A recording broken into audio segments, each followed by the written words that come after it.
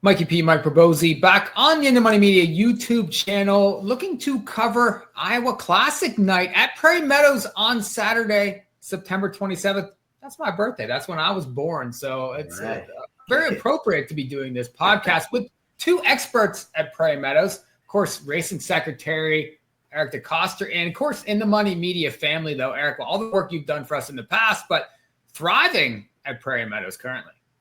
Yeah, we got some really strong cards to close things out. Obviously, this night is a huge night for the locals. They take a lot of pride in these horses, and there's some real high-quality runners we'll see Saturday. And Friday, our second to last day of racing for the meet, also a really, really strong card, fourth quarter horse stakes, and then we average over 9 horses per race on the thoroughbred side. So good way to close things out here after a strong meet. Yeah, 14 big races on Saturday night. And the man that's been doing picks for us on IntoMoneyPodcast.com, my buddy, Rick Tangeman, is here also to give some analysis. Rick, you got the first podcast out of the way a couple weeks ago, so welcome back. Thanks so much. It's this is an honor, and I really appreciate the job that Eric and his staff does at Prairie Meadows is just incredible. These racing cards have been very competitive. And just a lot of fun, obviously, to handicap, but really looking forward to this weekend. We're going to look at 8 big races on the stakes side for Saturday at Prairie Meadows. And the stakes start in race number 7. Now, first post time is at 5 Eastern time. So tune in early. You have a couple quarter horse races to kick off the card, but we're going to dig into the stakes races on Saturday night at Prairie Meadows. Start race number 7, and it's the older fillies going, state breds, Donna Reed Stakes, a mile and 70 yards, all dirt races, of course, at Prairie on Saturday. And Eric, it's a pretty solid field here, 6 horses, but looks competitive the whole way up and down.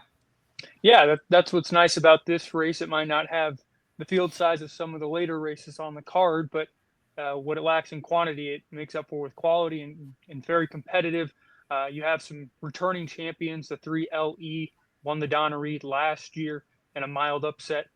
2 years ago, Miss Peach won it, and then she missed it last year, but she's back. She'll probably be your favorite.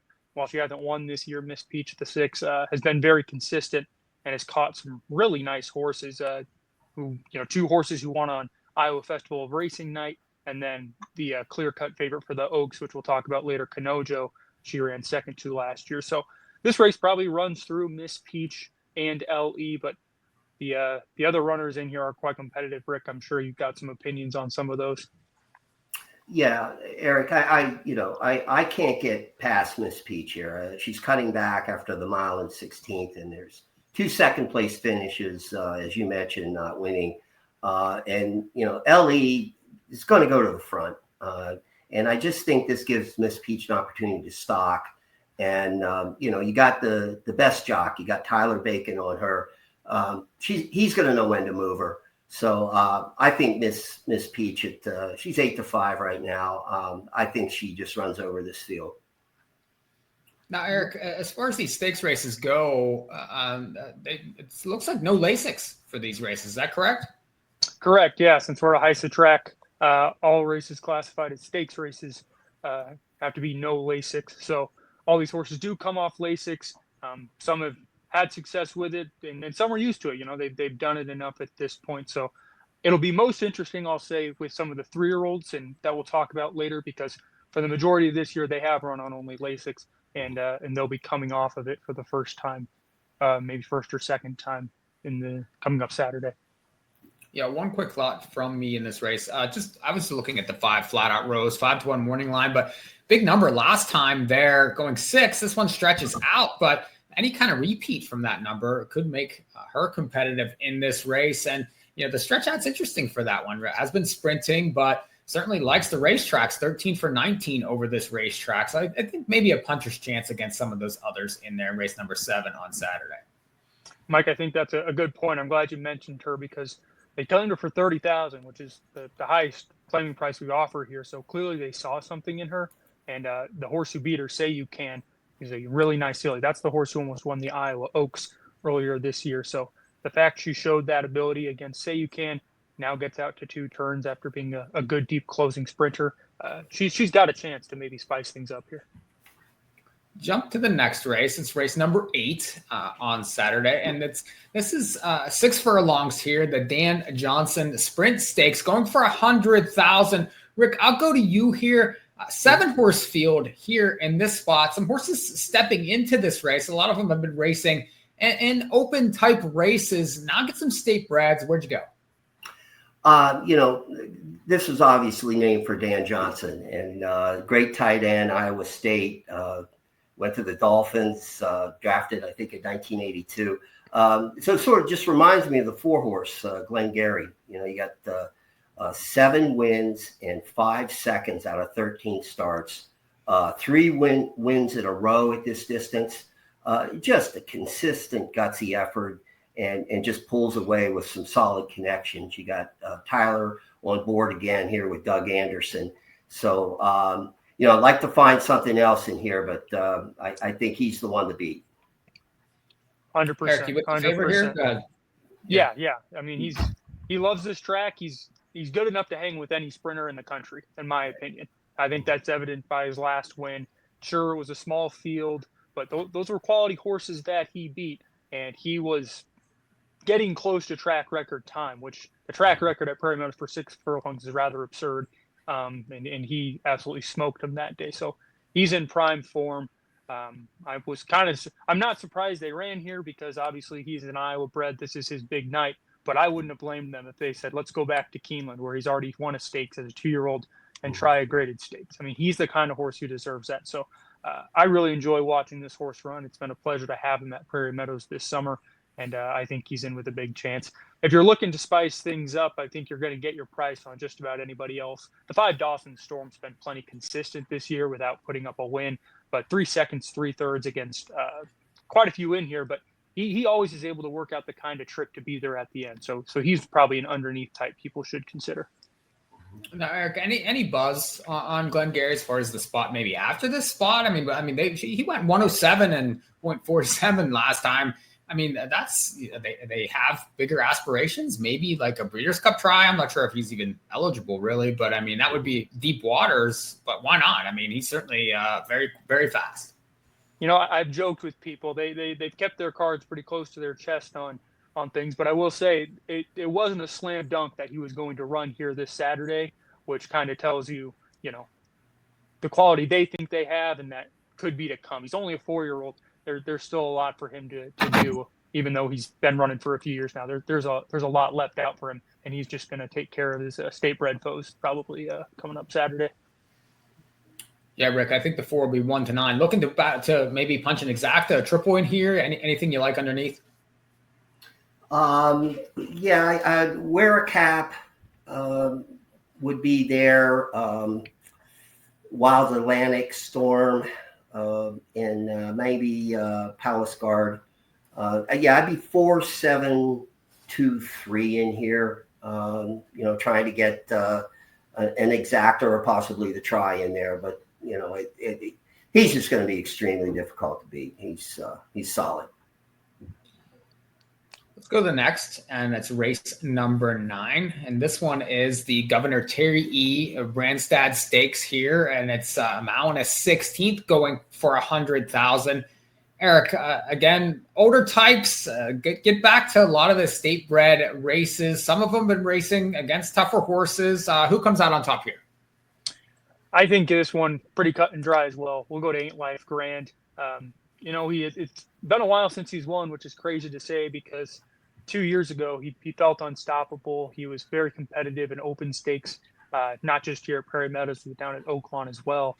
People might remember he ran at the Travers 3 years ago as a 3-year-old. Didn't run too well. It was a very tough group that year. But point is, they think highly of this horse. He's caught a really tough 3-year-old that we'll talk about later in Amarosa. So he's been a really good competitor, just second best his last 2. Now that Amarosa can't run here, has to run in the Derby, he'll likely take care of business here. I think this race does run through the Kelly Von Hemel barn, though. Obviously, the 5 tee-off times run some pretty credible races recently, and should be set up for a big run here if Ain't Life Grand is a tick-off. Yeah, I can't argue with that. I wanted to go with tee-off time in here with the 5. his last effort for third was impressive, just the way he ran out. And this is the third time Kevin Roman's going to be on him. And I get from time to time, I think a jock needs to be on a horse second, third time out just to get a feel for the horse. So I'm going to try to beat 8 Life Grand. I know it's going to be tough to do this, but I just want to give it a shot here. I'm as a horse player, picking favorites just don't interest me. So I'm going to try to see if we can't get tee off time in. Race 10, Iowa Bred Derby, going for $100,000 here. And Eric, you mentioned Omarosa. That's one shows up in here 7-5 on the morning line off of 4 straight wins, 4 straight open length wins, 7 for 9 at the racetrack. Any chance this one goes down? I'll say they're as good as Omarosa's been. He's run the big figures 4 in a row, beat Elders 2 times on the hop now. But there's some quality to this race outside of him. And I don't know how it's going to shake out. If you're playing this race, you're going to need a lot of time.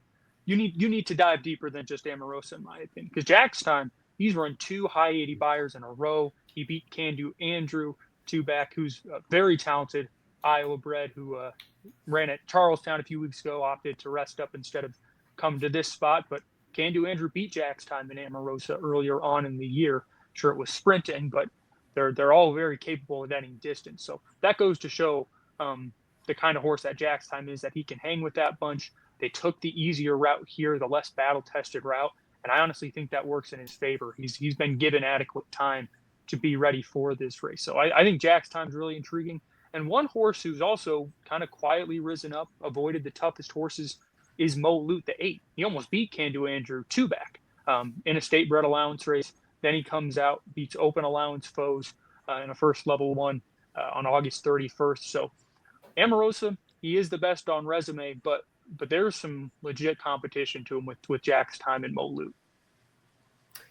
Yeah, again, Eric, I'm with you. Omarosa, when you look at the 4 consecutive wins, and then the other aspect is that you look at back with those last 3 races, the horse just continues to improve.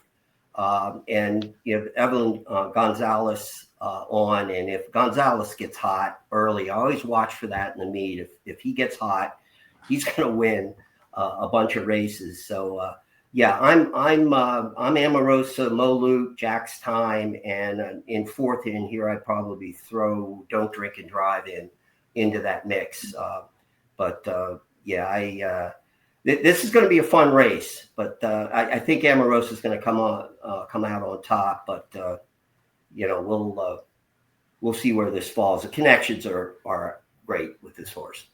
Eric, it looks like that this race could heat up. I mean, there's a lot of horses that are speedy early that want to kind of be up on the pace. They all can't be there, otherwise somebody's not going to make it to the line. So. What's your thoughts on the pace scenario here? I realize Omarosa tends to sit back and kind of one punch to make that big move, but certainly wants to be involved and make an early move. How would that play in this race? Do you think he's just that much better? I realize you like some other ones. Jack's time stretched out last time, got the front and just kicked away from everybody. He might try that again. Right. I think the pace dynamic in here is tricky. Jack's time, he'll probably want to be forward. The 5 Red Romance has shown speed in his 2-turn races. Omarosa, he has sat back, but I think in this slightly bigger field, he'll probably be a little closer, all things considered. And Mo Loot likes to be forward as well. The one horse we haven't talked about that I do think's a little interesting, has to find a lot on the figure front because he's much slower than kind of the big 3 in this race. But that's the 4 Baxter. He sits back and makes 1 run. That's what he did last time, closing from a few lengths off of it to win a first level allowance against state breds. He got Tyler Bacon on, Doug Anderson. It kind of feels like he's won every stakes we've had here this meet, open or restricted to state breds. I mean, that's obviously not true, but he's won a lot of them. And he's got this horse moving in the right direction, and a horse who needs 2 turns. Most of his worst performances have come sprinting. So that's an intriguing off the pace type. If this race gets crazy, state bred races, anything can happen. And I wouldn't be surprised if Baxter's coming late. Absolutely. Eric, go ahead, Rick. No, I was just going to agree. this is going to be a really fun race to watch. Just the pace setup alone is intriguing. And Eric, I see pick 5 here. I know that they have the jackpot at Prairie Meadows. Are they looking mandatory here this weekend? What's the buzz there? Yep. It'll be paying out. Unfortunately, it's a jackpot wager, so it was hit about 2 weeks ago. So the pot didn't grow to the highest number, but it's picked up lately. We have a big Friday card, like I said, big field size. I'm sure they'll seed it a little bit more. Hopefully it doesn't get taken down. I'll just say that, so we can have a nice little pot to chase, or people can have a nice big pot to chase come Saturday. Go to race 11, and late pick 4 starts in this race, and we have sprinters here going 6 furlongs. It's 3 and ups, and another nice field here. 9 horses. Rick, go to you to look at this race here. This looks like it may set up for a price. Yeah, I like the 5 here. Say You Can. This horse is going to be setting the pace, so obviously needs the lead, but solid win at the distance last time out. I think she's going to force the others to come after her. And I just think, this horse, when you look back, they tried her at a mile. They tried her at a mile and a 16th. I just think that the 6 furlongs is set up for her. And, I think when you look at that distance and this need to lead here, my mind would agree with her. Eric, 3-year-old filly there on Say You Can. There's some nice older horses in this race that have made a fair amount of money. So can she step up and beat them, or are they going to hold it down? It's all going to depend. The 2 stars in here are Say You Can, the Iowa Oaks runner-up earlier this year. She ran a monster race that day. And the 3-1 Happy Mama won the Saylorville on Festival of Racing weekend against open mares, some really nice open mares at that. And her 2 runs since then, not as sharp. It kind of seems to me like it's going to play out similarly to that allowance race. So that was a prep for this spot that we saw on the first weekend in September, where Say You Can and 1 Happy Mama went at it. Say You Can was able to stick around, but was tiring late. 1 Happy Mama wasn't able to stick with it. I wouldn't be surprised if a closer is going to come rolling late, because there is other speed that might try to join that duo. Those 2 are going to be forward early. I wonder if Demi Deneau, if this is the time for her to get back in the winner's circle. She's over at the meet, but she's run very competitive races against very nice horses. Every single horse who's beaten her is a stakes winner. At least the winners of those races are stakes winners. She ran a very solid buyer last time out, whereas Say You Can, since those 2 big races early on in the meet, she's run her 2 worst numbers at the year now, or I should say at the year at Prairie Meadows. So Demi Deneau, I mean, this feels like the time for her to get back in peak performance. She's earned almost $500,000 as an Iowa bred, running mainly Iowa bred races. And I think it's time for her to get back in the winner's circle this weekend. Yeah, interesting race here, because the 2 favorites, you could argue that they could be maybe, tailing off just a little bit at the end, especially given those last couple numbers with those. So I think this is a race that you might want to, try a price in here, because if they don't fire, and you mentioned the 6, and that one will probably be right around, but will be bet similarly to those other 2. I do think that maybe a price could come rolling late in this spot. Probably going to have to be from off the pace also. And some of the also ran, some of the longer prices are going to have to step up in figures. There's no doubt about that. But, and when you get to the, sort of the end of the year here, sometimes in the end of meets here, you can catch a price in these kind of races. So interesting race 11, kick off the pick 4 there. Rick, any other thoughts here? You ready to move on?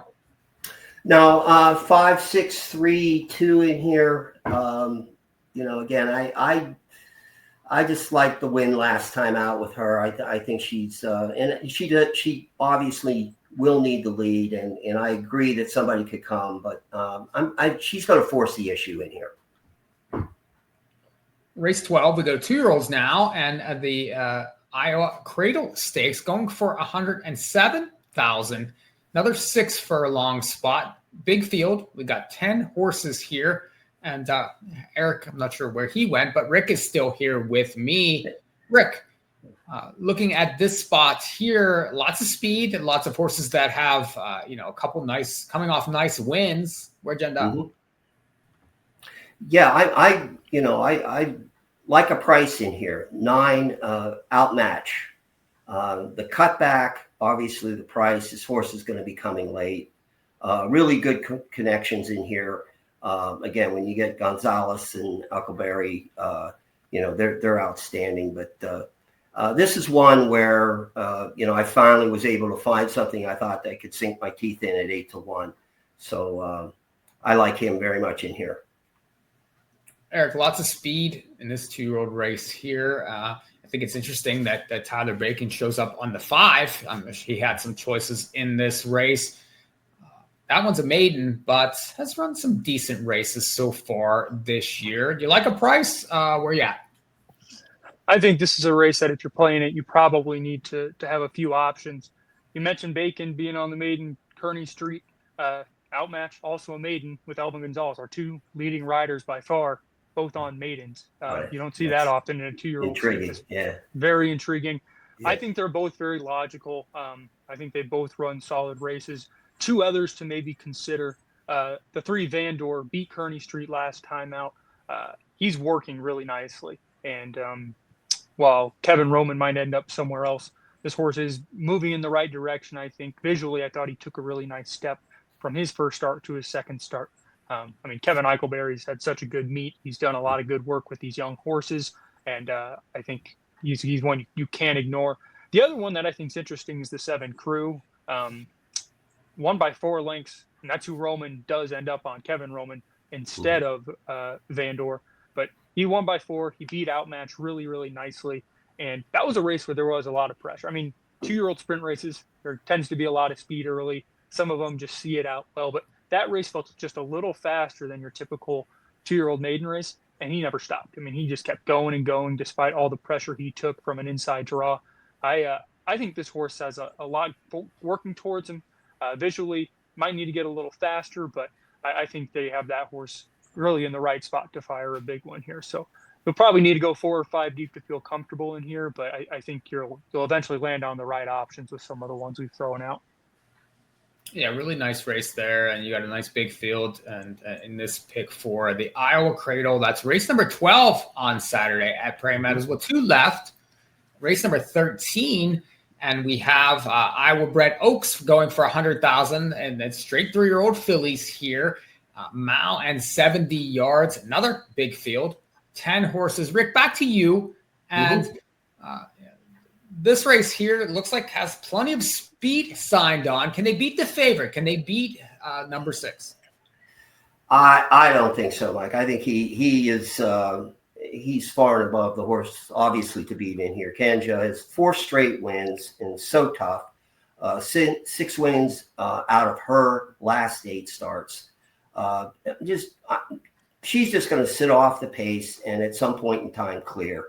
Alberto is going to know when to move her, and I think she's just so solid in here. Behind her, I think we'll see Jackie Sparrow, the 10, the 4 Glad Von D, also in here. But I just think she's too tough in here. I think she's the winner. Eric, your thoughts? Yeah, she's real tough to make a case for anybody else after these last 2 races she's put in. She's dominated older horses who are going to be running early on in the card in the Donna Reed. She embarrassed them last time out. Yeah. She's beaten multiple of these horses before. She won the sorority, the 2-year-old filly stakes last year. She's a total package. She's never lost against state bred company. So that's pretty impressive. I think you can go a lot of different ways, though, underneath. Ricky mentioned Jackie Sparrow, Glad Von D. Both, when racing against state-bred 3-year-old fillies, are more this level. They're more than capable of hanging around. I think one horse that I think might be able to play a factor underneath is the 8 Unspoken Truth. She really wants 2 turns. She didn't get that until 2 back. Then she won, finished in front of Esperanza's Spirit, and then last time caught a really tough group of older mares.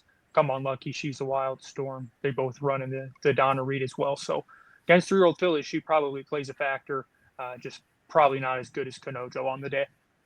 Now, Eric, when you're playing multis here and you have a horse that's this overwhelming, do you tend to play a bigger multiple? Is there any version of any of your tickets that do not go through this horse? Like, how are you going to play this? if you're playing the race, I think you just got to count it as a free square. Truthfully, I mean, I don't see how you can get creative enough to keep yourself alive. Going into this final leg, which is going to be very tough. There really is not a tremendous standout coming into our final race. So, in this kind of race, in the cradle as well, when you have these two big fields, 2-year-old races, anything can happen. You just need to take the wins where you can get them, and that'd be right here. Turn the pick 5 into a pick 4. Go to race 14 to finish up, and you mentioned another 2-year-old here. 2-year-old fillies in the finale, going 6 furlongs in that sorority stakes. Eric, back to you. How are we going to get paid? Very good question. Very good question. These fillies have run a lot more than the 2-year-old boys, which is kind of interesting. I feel like we've offered a pretty similar amount of both, but some of these fillies have 4 or 5 starts, whereas the boys really only had 1 or 2.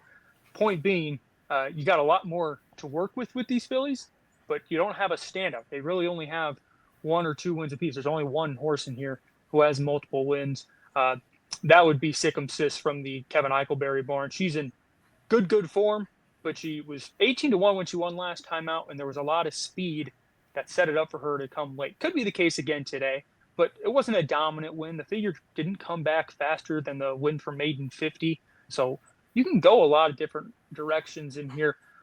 One horse I do find really interesting is the 11, Anchored in Love. Very similar to Crew, who we talked about earlier in the Iowa Cradle. Only 1 start. It was almost 2 months ago, but she was sharp that day, beat some next out winners. So I think that there's something to this horse, and Glenn Corbett aboard as well. And then I do need to also mention the 7, Glen Gloria. That's a full sister to the brilliant Glenn Gary. She was a maiden winner 2-back. And then last time out was beaten only a length and a half against Open Stakes Company. So the one question with her is going to be the speed. There should be plenty of it in this race. So that's what makes this such a tricky leg. You got to use as many as you can to feel comfortable, in my opinion. Yeah, Eric, I agree. I agree with those horses. The one that jumped out at me is the 5. Let's Shake It Sugar. That's solid second at the distance. Went 4 wide last time. So I think possibly a better trip in here could be the difference. There's a win in 4 seconds over the last 4 races. Just a good price and some solid selections in here. So I like the 5 in here, along with those horses that you mentioned earlier. Yeah, so we didn't mention just one more horse I should throw. It's the one Lady Captain. She drew the rail, so that's obviously a slight concern, but she did run second in that Prairie Meadows debutante at a big price. She's improving for sure, working forwardly. Elvin Gonzalez aboard for the first time. Obviously felt pretty solid about their chances here, picking this one over some others. But the rail draw is my one concern. How she handles that'll be a bit of a question. Rick, go back to you with the 5. And this horse has certainly torched plenty of money so far at this meet with those 4 second-place finishes. So I know you like this horse in this spot, but what's your thoughts on horses that are supposed to win? I mean, this horse lost at 1-9, lost at 3-5, lost at 8-5 last time. Did win, but was 1-9 in that spot on August 22nd. So, I mean, this horse has looked overwhelming on the tote board and really hasn't produced that sort of effort. So does that concern you? It does. It does, Mike. At the same time, that last trip, just getting into the stretch and obviously didn't pull it out.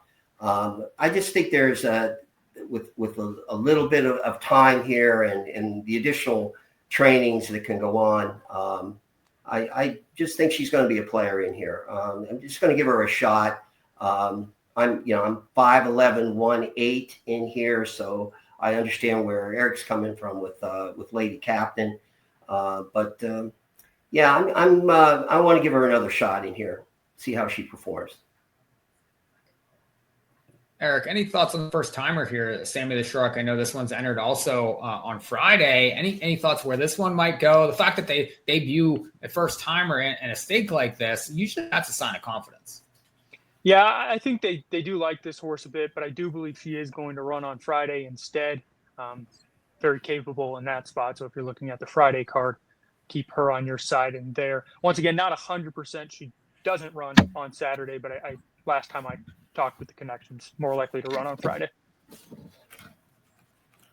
Yeah, this last race, I think, is probably going to set up for a closer. There is speed everywhere in this spot. So the fact that Sikkim Sis has 2 wins so far in 4 starts, came from off the pace last time, despite being 19-1 and got up to win. I like 2-year-olds that that are proven to be versatile, and this one has proven to be versatile, and she's able to win from off the pace. I do think she's going to get the right trip in here, and she could get ignored again. I mean, really, she's never taken a lick of money. She's been 9, 29, 4.5, and 18-1 in her 4 starts. So I do think that she'll probably get ignored again with some of these other ones in here, and she would be probably the one for me in the finale at Prairie Meadows. Well, Eric, it's been a great meet at Prairie. It's very appropriate to finish out with these huge cards and these big stakes. The Iowa Classic night, got to get that right for Saturday at Prairie Meadows. And we definitely appreciate you getting us with the network and involved with you guys this year. Yeah, no, it's been wonderful. It's been awesome having, Rick's picks on the simulcast feed every day. And we're really looking forward to closing it out with a bang. We had a good Monday card, got a great Friday card, and we'll finish it off with these really nice Iowa Breds on Saturday. Yeah, Eric, this has been a real pleasure for me. After doing this for 20 years, somebody's finally interested in what I have to say, which is pretty sweet. But, there's some things about this track that I just so enjoy. A lot with the quarter horse racing. There are the breaks that are obviously so important. But, when there is an objection, this track takes the time with the stewards, once they make a decision, to announce that. And I think that is really special, particularly for horse players, in general, because I think it shows respect. And I wish all other tracks would do that because, as soon as the decision's made, they're out there and talking about, whatever decision is made and why they came to that decision.